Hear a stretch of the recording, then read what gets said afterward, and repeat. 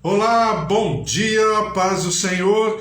Hoje, dia 7 de janeiro, quinta-feira de 2021, primeira quinta-feira de 2021, e nós estamos como quem sonha, porque grandes coisas o Senhor tem feito por nós e por isso nós estamos alegres na presença do Senhor, o Senhor se derramando, trazendo as suas promessas sobre as nossas vidas, nosso lar, nossa família, nossos queridos, fazendo com que essa sua palavra seja, na verdade, uma grande manifestação da sua glória, do seu poder sobre a nossa vida e através da nossa vida, em nome de Jesus. Estamos lendo a palavra do Senhor e hoje mais um dia. Oi Eva, bom dia, paz do Senhor. Eva trabalhando ali e tal, mas tem sempre um tempinho. Deus abençoe, viu Eva? Beijo para você, para o Carlos, para Raquel, Fábio, Débora, Cris, Danielzinho, também minha tia Rosária, um beijo minha tia Rosária,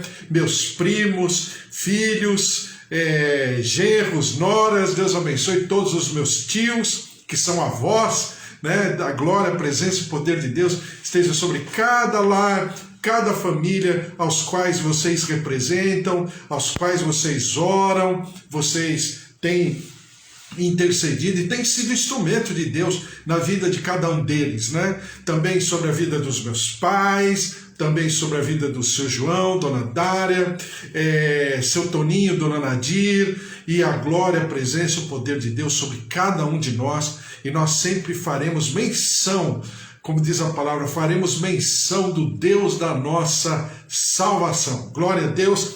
Estamos lendo a palavra do Senhor, Mateus capítulo 7,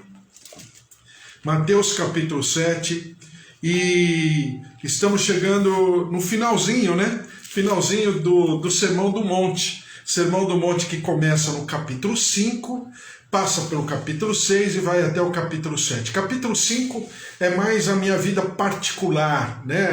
O meu a sós com Deus, ou mesmo o meu a sós, se é que é, né? É um conflito de, vamos dizer assim, de explicação, né? De conceito de palavra, mas você vai me entender.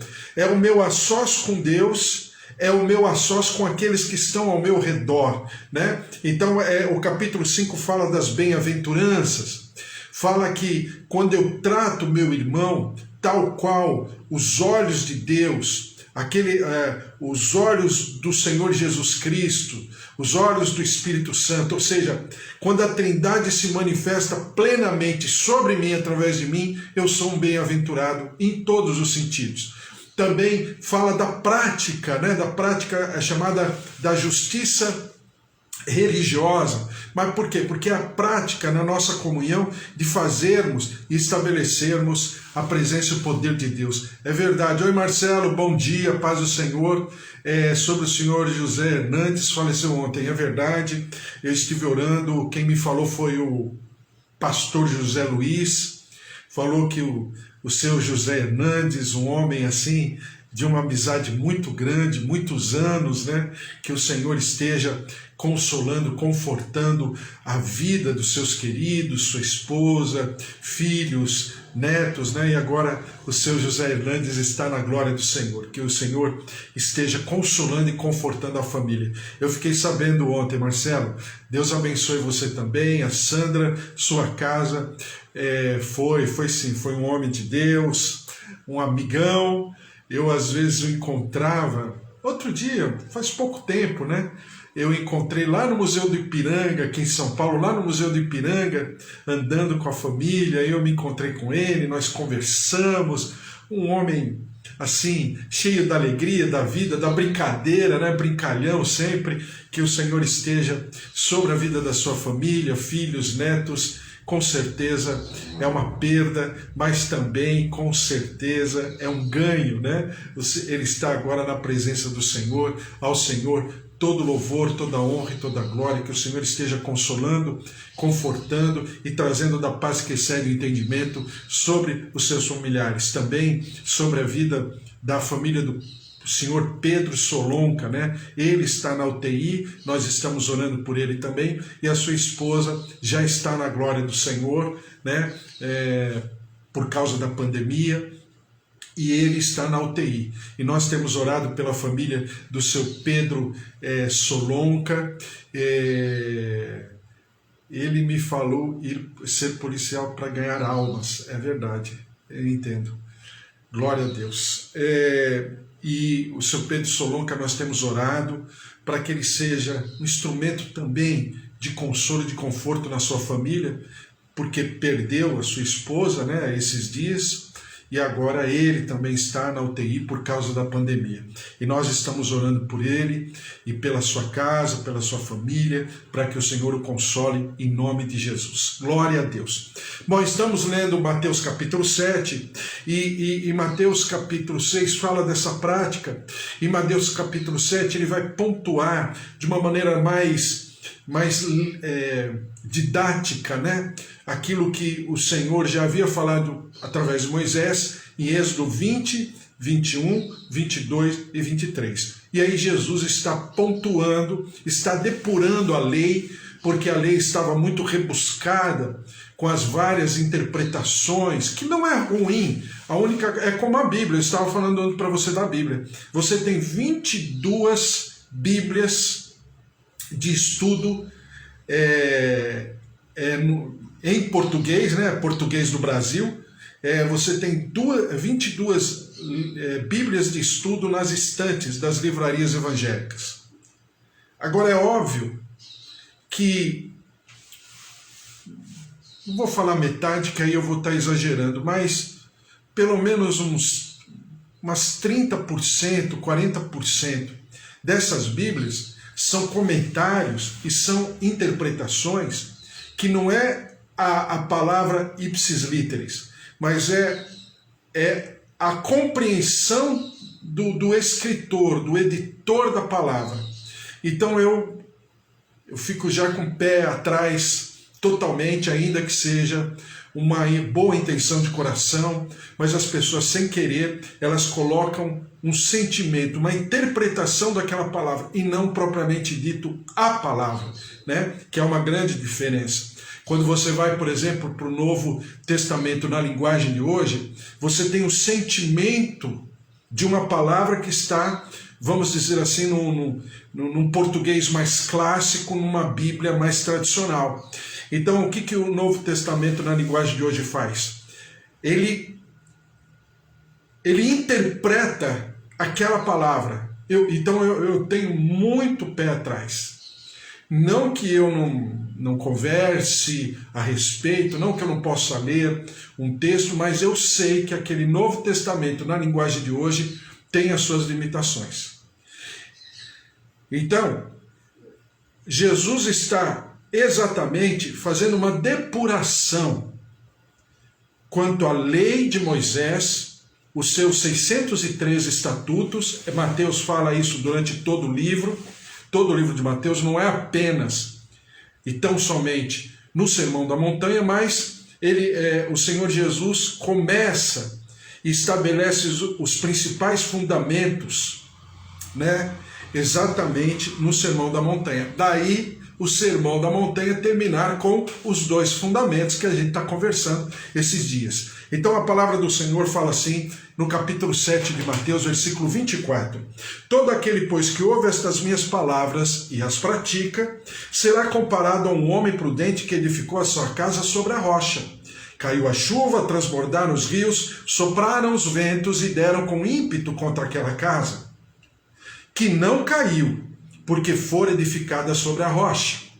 E todo aquele que ouve estas minhas palavras e não as pratica, será comparado a um homem sensato, que edificou a sua casa sobre a areia.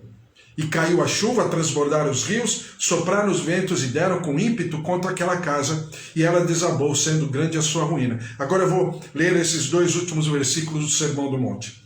Quando Jesus acabou de proferir estas palavras, estavam as multidões maravilhadas da sua doutrina, porque aí é que está, vamos dizer assim, um grande desafio de quem ministra a palavra do Senhor. Pelo menos é o que eu creio e é o que eu vivo à flor da minha pele. Diz assim, porque ele as ensinava como quem tem autoridade e não como os escribas. Então aqui, o povo já identifica, afere. Lembra que eu falei sobre o falso profeta? A questão toda é que a lógica de aferição do falso profeta ser ou não é de quem está pregando, mas é de quem está ouvindo, né? Porque ali está falando no título, pelo menos na minha Bíblia, os falsos profetas, né? E eu vou acrescentar que falam, mas não praticam. Aqui do versículo 24 de Mateus ao versículo 27 de Mateus aqueles que ouvem e não praticam. Falsos profetas, aqueles que falam e não praticam. Né? Os dois fundamentos, aqueles que ouvem e não praticam. Então, o que Jesus está fazendo aí? Jesus está pontuando aos dois públicos, né? Tanto da parte daquele que ministra como daquele que é ministrado. Sendo que a aferição daquele que ministra, se é falso profeta ou não, cabe ao povo, cabe às pessoas, aos ouvintes, aos receptores daquela palavra, identificarem se é falso profeta ou não, né? Agora, no segundo tempo, aqueles que ouvem também serão aferidos, agora não por ninguém, mas pela própria circunstância da Bíblia, pela própria diversidade, se estão fundamentados sobre a rocha, ou estão, como diz Lucas, e eu prefiro essa abordagem de Lucas em relação a essa parábola, que ele diz o seguinte, que aquele que está firmado sobre a rocha para Mateus, em Lucas ele está com os alicerces fundamentados numa escavação profunda na rocha. E ainda, algumas traduções de Lucas 6 diz rocha firme. O segundo elemento, a segunda pessoa, ela faz a fundação da sua casa, mas não está alicerçada. Então a casa existe, as circunstâncias, as intempéries da vida, né? A tempestade, o vento, a enchente, o rio caudaloso, vem sobre ambas as casas. Só que uma está com o seu alicerce na fundação, né? Na rocha firme, enquanto o outro não tem alicerce. Quando você enxerga isso, você percebe que para que eu possa aferir a parte de cima, o falso profeta ou não, eu tenho que, na verdade, fazer a aferição, em primeiro lugar, pessoal, para saber de como eu estou, qual é o termômetro da minha vida. Eu estou muito sensível, muito frágil às tempestades da vida, aos ventos contrários, às circunstâncias que norteiam a vida de qualquer ser humano sobre o planeta Terra, ou eu estou tão fragilizado quanto todo mundo? Então você precisa trabalhar tanto a aferição de quem está ministrando, mas ao mesmo tempo você também precisa estar sendo sob essa ministração, sob essa palavra, né? Você precisa, nessa instrumentalidade de quem está ministrando, você também precisa fundamentar as suas estacas, né? As estacas, fazendo alusão ao Antigo Testamento, quando fala de alargar as estacas da tenda. Então, saber como as tuas estacas estão firmadas, em qual terreno, qual a profundidade, é rocha firme? Porque a rocha firme tem nome, Jesus Cristo. Então, quando eu tenho exatamente essa lógica do rei, desse reino, estabelecida sobre a minha vida, então acontece o versículo 28 e 29. Quando Jesus acabou de proferir estas palavras, estavam as multidões maravilhadas da sua doutrina, porque ele as ensinava como quem tem autoridade e não como os escribas. E qual era a aferição? Agora vem a aferição, né? Veja só, eu preciso saber que existe falso profeta, é um fato, e Jesus ainda fala no plural. Também é fato, e eu já falei para você isso anteriormente, de que conforme o sinal dos tempos, o final desse ciclo, né, chamado humanidade, tudo, mundo, né, o final desse ciclo, ele será aferido por nós todos, pelo povo de Deus, como entender que o final está próximo. E aí Jesus fala em Marcos e fala em Lucas, fala também, João eu não lembro, mas em Lucas ele fala o seguinte, que eu vou saber que o fim dos tempos está chegando, como? Por qual termômetro? Qual é a primeira característica? A primeira característica, o falso profeta. O falso profeta é o primeiro sinal do final dos tempos.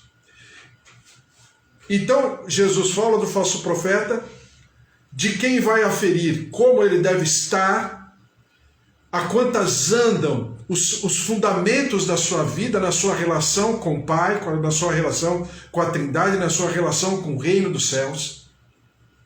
E aí ele fecha exatamente, Mateus falando, exatamente a aferição do povo em relação a Jesus. Eu poderia dizer agora aqui, como profeta, porque a Bíblia fala que ele também é profeta. Então, você tem a aferição do próprio povo. Qual é a aferição do povo? Porque quando Jesus acabou de proferir estas palavras, estavam as multidões maravilhadas da sua doutrina, porque ele as ensinava como quem tem autoridade e não como os escribas. Aqui, Jesus, ele identifica, ou melhor dizendo, se identifica no seu caráter como um filho de Davi. Agora, não apenas porque ele pertence diretamente à árvore genealógica de Davi, porque também pertence, mas não é essa genealogia de DNA, de herança, né? Como um descendente de Davi, porque ele é chamado de filho de Davi, com certeza por todos aqui no Novo Testamento, mais por causa disso. Mas eu estou falando agora aos olhos espirituais, por que filho de Davi? Exatamente porque Jesus traz à existência novamente o sentimento de Davi. E o sentimento de Davi pelo Senhor era algo tão precioso, tão profundo, que, bom, eu vou falar um pouquinho, mas era tão profundo que você percebe, por exemplo, no Salmo, eu acho que eu até coloquei aqui, deixa eu ver, coloquei. No Salmo 132, o versículo 1 a 5, diz assim: lembra-te, Senhor, a favor de Davi, de todas as suas provações, de como jurou ao Senhor e fez votos ao poderoso de Jacó. Poderoso, né? No hebraico, o El Shaddai, né? Não entrarei na tenda em que moro, nem subirei ao leito em que repouso, não darei sono aos meus olhos, nem repouso às minhas pálpebras, até que eu encontre lugar para o Senhor, morada para o poderoso de Jacó, ou seja, morada para o El Shaddai Adonai. Então, qual era o sentimento de Davi e que Jesus expressa esse espírito de Davi, ou seja, o espírito no sentido do sentimento de Davi? Qual era? Era o desejo pelo Senhor. E isso fica tão claro quando ele está mais lá na frente, no finalzinho, né, já do seu ministério, quando ele está lá na frente, lá no Getsêmani, e a palavra do Senhor fala que ele suou, suor, gotas de sangue. Por quê? Qual era a aflição do Senhor Jesus? O que Jesus estava sentindo, a Bíblia chama isso de tristeza de morte. Mas por que Jesus estava sentindo? Porque ele sofreria flagelos? Porque ele apanharia de açoites e chicotadas? Porque os soldados colocariam a coroa de espinhos na sua cabeça, porque ele seria crucificado nu, porque não teria a dignidade sequer de ser vestido? Por que Jesus está tão triste, tão angustiado ali no Getsemane? Aí eu vou falar para você por quê. Porque ele viveria aquilo que eu chamo, né? Agora sou eu que estou falando, aquilo que eu chamo de estado de inferno. E o que é o estado de inferno? Calma. Oh, mas é Jesus estado de inferno? Calma. O que é estado de inferno?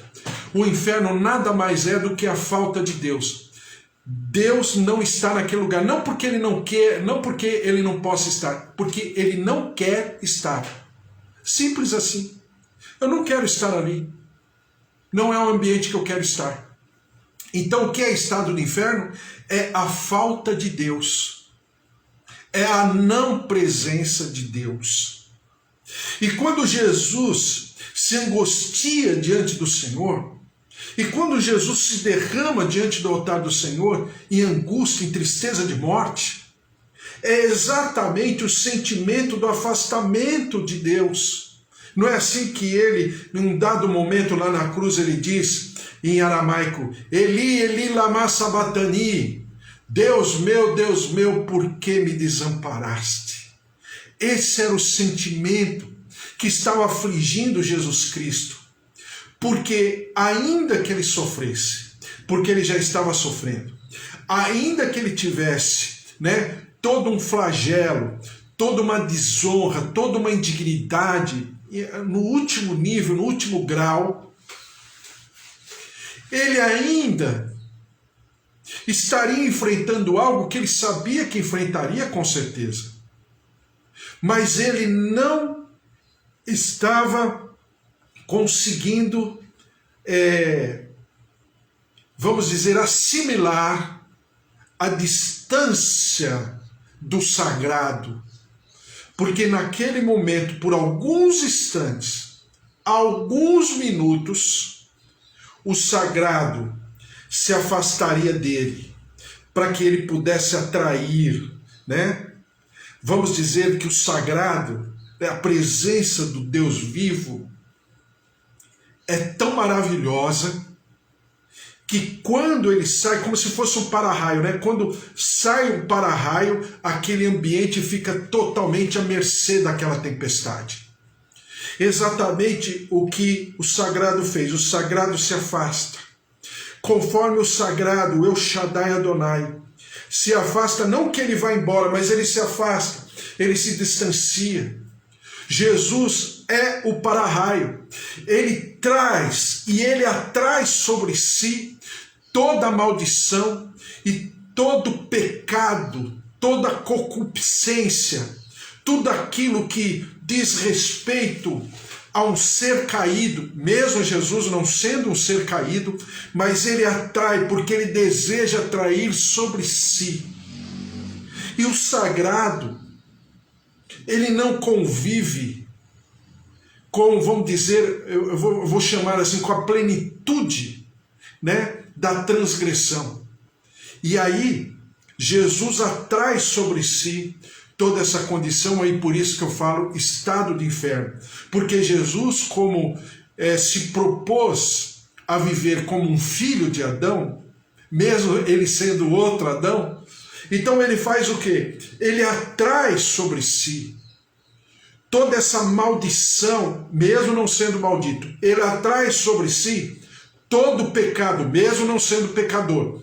Ele atrai sobre si toda a transgressão, toda a revolta, toda a rebelião contra Deus, mesmo não sendo transgressor, mesmo não sendo revoltado e mesmo não sendo rebelde. Tá me entendendo? Mas ele atrai, ele busca para si como um para-raio faz. Qual é a função do para-raio? A função do para-raio não é caso venha um raio de uma tempestade qualquer sobre aquele lugar, o para-raio vai chamar para si, vai atrair para si a força, a energia daquele raio, daquela força da natureza. Jesus atraiu para si toda a sentença, toda o juízo de Deus, toda a plenitude do julgamento do Senhor em relação à raça humana, em relação à criação. Não é apenas a raça humana, mas todo o universo. Porque a Bíblia fala em João 3,16, porque Deus amou o mundo. Não é Deus amou o homem, porque amou o homem também. Mas não é só o homem, mas Deus traz, através de alguém, novamente o equilíbrio, se nós quisermos.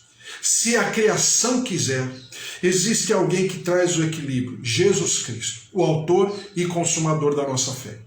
Então, agora voltando, eu estou falando tudo isso para dizer para você o seguinte, que aquele povo ficava maravilhado porque havia um sentimento em Jesus. Qual era o sentimento? O sentimento de Davi. Qual era o sentimento de Davi? E agora eu vou ler Atos capítulo 15, versículo 16. Puxa, é uma palavra tão maravilhosa. Cumpridas estas coisas, voltarei e reedificarei o tabernáculo caído de Davi, e levantando-o de suas ruínas, restaurá-lo-ei, para que os demais homens busquem o Senhor, e também todos os gentios sobre os quais tem sido invocado o meu nome, diz o Senhor, que faz estas coisas conhecidas desde séculos. Um outro texto, que eu já vou terminar. Salmo 27, versículo 4.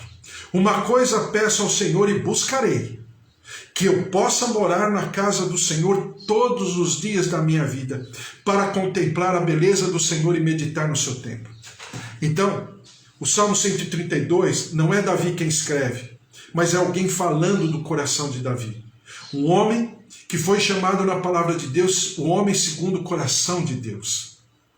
E por que ele era o segundo coração de Deus? Porque ele queria tanto estar com o Senhor, que a Bíblia fala, vamos dizer assim, no Salmo 37, vamos dizer assim que, brincadeira daquele filme da Disney do Aladim, né? Aladim, aí o gênio da lâmpada aparece. Aí pergunta, o que você mais deseja? Aí o rapaz lá fala, eu tenho 3 desejos, 4 desejos. Como se o gênio da lâmpada falasse para Davi, você só tem apenas um desejo. Um único desejo. E Davi falou, eu desejo estar na casa do Senhor e buscarei estar, e que eu possa morar na casa do Senhor todos os dias da minha vida. Para Davi, o mais importante era o Senhor. Tanto é verdade que a Bíblia é o livro mais lido de toda a história da humanidade. É o livro mais perseguido, mas também é o livro mais lido. De todos os livros que a humanidade já teve editado até hoje. A Bíblia sempre é um campeão, sempre está nas primeiras colocações em todo o mundo, em toda a história da humanidade, né? Ele é um best-seller anual, desde que Gutenberg descobriu né? E conseguiu editar pela primeira vez, e ele escreveu a Bíblia, editou a Bíblia. Então, desde Gutenberg, o livro mais lido e o livro mais perseguido do mundo é a Bíblia. De todos os livros dentro da Bíblia, mais lidos é o livro dos Salmos. De todo o livro dos Salmos, né, todo esse poema, né, dos Salmos, metade dos Salmos, ou um pouco mais da metade, foi escrito por Davi. Então, dando esse dado para você, exatamente matemático, então o que se pensa por causa desses dados, o que se pensa, o que a humanidade pensa de Davi? Exatamente isso que você está pensando. Que Davi é um homem, segundo o coração de Deus, mas tão assim, desejoso de Deus, que ele é um homem que mais tem os seus escritos lidos durante toda a história, né, da imprensa, da escrita, até hoje. Então você tem nesse homem um sentimento. E veja só o que você leu em Atos comigo, numa palavra profética lá no livro de Atos, capítulo 15, né? Que diz assim: cumpridas essas coisas, voltarei e reedificarei o tabernáculo caído de Davi. Deus não está falando que reedificará o tabernáculo caído de Salomão, o templo de Salomão, depois o templo reconstruído por Neemias e Esdras, depois o templo reconstruído do templo de Jesus, que é o templo de Herodes. Não é o tabernáculo de Moisés ou o tabernáculo do deserto. Não, é o tabernáculo de Davi. Por que o tabernáculo de Davi? É místico? É um objeto a ser cultuado, a ser reverenciado? Não, é o sentimento de Davi. Porque o sentimento de Davi é realmente o que Jesus transmitiu, porque é o seu sentimento. E agora, espiritualmente, estou falando, Davi expressou o sentimento de Jesus. Por quê? Porque o sentimento de Jesus levou o povo a ficar maravilhado.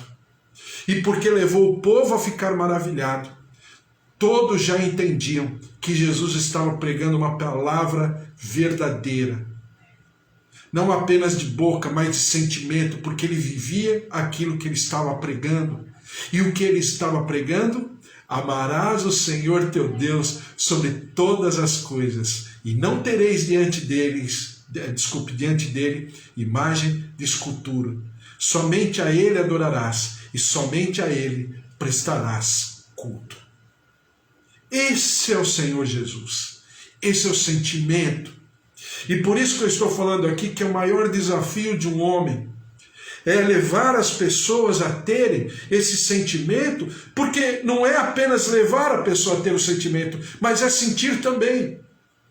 E por sentir também, expressar esse sentimento através das palavras, que não é o vocabulário, não é a verbalização, não é a qualidade do texto, não, é muito além disso, porque é um sentimento. E esse sentimento é o maior desafio de um homem no mundo físico. Por quê? Porque é o sentimento que levará aquele ouvinte a ficar maravilhado. Com o homem? Não. Mas com sentimento. Qual o sentimento? De adoração ao El Shaddai Adonai. Como diz lá no Salmo 132, o poderoso das nações, o poderoso do universo, o El Shaddai, aquele que era, é e sempre será o autor e consumador da nossa fé. Então, a gente termina o Sermão do Monte nesse momento, claro, vamos ler várias vezes, não tem como terminar, mas terminamos, pelo menos nesse momento, entendendo que o Senhor Jesus estava preocupado não em trazer um conjunto de regras, mas ele estava preocupado em trazer um sentimento. Daí, Atos 15 falar que o tabernáculo de Davi seria novamente reedificado. Porque era o sentimento de Davi. E qual era o sentimento de Davi? Salmo 37. Uma coisa peço, e vou buscar, durante toda a história da minha vida, que eu possa estar na casa do Senhor, todos os dias da minha vida, em nome de Jesus. Davi, ele trouxe o louvor e o culto de adoração ao Senhor. Até Davi, era só a entrega de holocausto, de sacrifício, né? Esse é o culto, era a entrega da oferta. A partir de Davi, veio o louvor, a adoração, o cântico. E aí você vai lá e de vez em quando eu coloco nas musiquinhas que eu gosto, né? Os cânticos dos judeus, do livro dos Salmos, de algumas frases dos Salmos, eu sempre coloco. Está lá na minha página no YouTube. Aliás, se você quiser, é só entrar lá. Então, você percebe o quê? Durante toda a história da humanidade, alguém desejou estar com Deus. Alguém desejou tanto o sentimento de estar com Deus, que passou a ser segundo o coração de Deus. Porque qual é o coração de Deus? Estar conosco. Ele trabalha de maneira derramada, como diz lá na visão de Jeremias em relação ao oleiro, né? E quando Jeremias, o profeta, vai à casa do oleiro, ele entra na casa do oleiro e diz ali a palavra, a gente percebe pelo contexto, de que ele vai, bate e ninguém atende, mas ele sabe que o oleiro está lá porque Deus falou que o oleiro estaria lá. Mas a Bíblia fala que o oleiro estava entregue à sua obra. Então nosso Deus e Pai, o Filho e o Espírito Santo têm um único trabalho e estão entregues a essa obra. É você, é a tua casa, é a tua família e agora é o ano de 2021. Pelo ano de 2021, não. Ele é um ser eterno, é atemporal, mas é porque você está no ano de 2021. Então essa palavra está sobre a tua vida. Essa palavra está sobre a tua história de vida. E nós precisamos vivê-la à flor da nossa pele. E como diziam lá os discípulos a caminho de Emaús, não nos ardia o coração enquanto ele discorria sobre a palavra de Deus, que é exatamente esse sentimento de desejar estar com Deus, de viver na sua presença, no seu altar, todos os dias da história da nossa vida, em nome de Jesus. Glória a Deus. Falei demais. Vamos orar, colocar todas as coisas diante do altar do Senhor, em nome de Jesus. Ao Senhor todo louvor, toda honra e toda glória, em nome de Jesus. Vamos orar. Senhor, nosso Deus, nosso Pai, eu coloco todos os teus servos que estão aqui, cada servo teu, seus familiares, avós, idosos, tios, pais, filhos, sobrinhos, netos, o marido, a esposa, Deus de maravilhas, derrama-te, ó Deus, sobre cada um de nós, cada lar aqui representado, cada lar, cada família, diante da tua presença, e nós daremos ao Senhor todo louvor, toda honra e toda glória. Por isso, ó Deus, vem sobre nós, queima no nosso coração a tua palavra, o teu mover, a tua presença. Porque a tua palavra diz lá em Hebreus que nós somos, e Salmos também, que nós somos como ministros de fogo, como labaredas de fogo, porque queima em nós a chama da tua palavra, da tua presença, da tua glória sobre nós e através de nós, em nome de Jesus. E nós daremos sempre ao Senhor todo louvor, toda honra e toda glória. Abençoa o nosso país. Estamos, ó Deus, numa situação de pandemia terrível. Agentes públicos se corrompendo, sendo, ó Deus, subornados pelos seus próprios sentimentos para angariarem, se beneficiarem, se locupletarem. Ó Deus, numa situação de tragédia, no sentimento, no espírito de guerra que está sobre o nosso país. Por isso, ó Deus, derrama-te, cura, visita, liberta, sara a nossa terra, perdoa o nosso pecado, perdoa a nossa transgressão, e nós daremos ao Senhor sempre todo louvor, toda honra e toda glória, em nome de Jesus. Amém. Amém? Glória a Deus, que o amor de Deus Pai, a vida vitoriosa em Jesus Cristo e as consolações do Espírito Santo da promessa estejam sobre a tua vida, a tua casa, a tua família, em nome de Jesus. Porque se Deus é por nós, quem será contra nós? Se o Senhor é nosso pastor, de nada nós teremos falta. Por quê? Porque ninguém pode te separar do amor de Deus. É esse o Shaddai, é esse Deus poderoso. É o Elohim, aquele que era, é e sempre será. Ao Senhor todo louvor, toda honra e toda glória, em nome de Jesus. Amém. Amém? Um beijo para você, uma quinta-feira maravilhosa e até amanhã, 10 horas da manhã tem mais. Valeu, beijo, tchau, tchau. Fiquem na paz.